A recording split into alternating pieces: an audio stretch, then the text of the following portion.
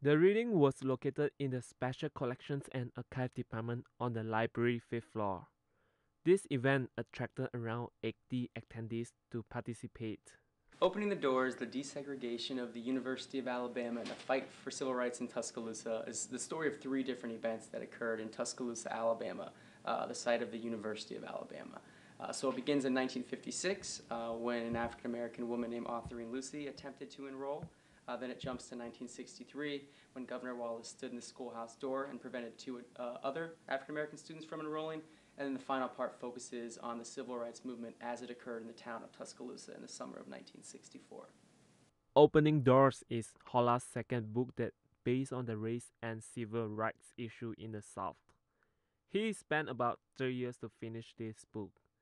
The inspiration of writing this book is due to his curiosity about the desegregation in the history of University of Alabama. I think I wrote this book for two reasons. And one, it's to kind of give readers insight into the many people who did so many brave acts just so that, students of color could go to a university and get an education.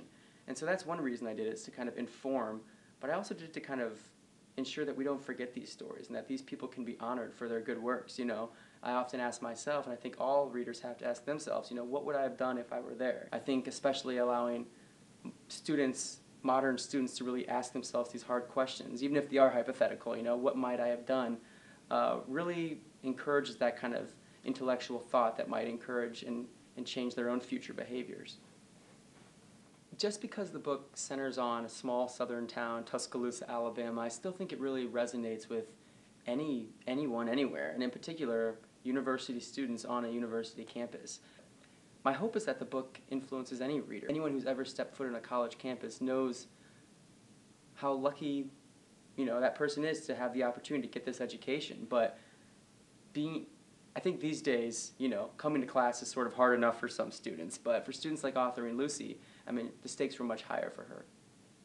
Books are currently available on all kinds of bookstores, Amazon, and other online retailers. A local bookstore here on campus has quite a few copies for students who want to purchase them. JT Lim, Google News Now.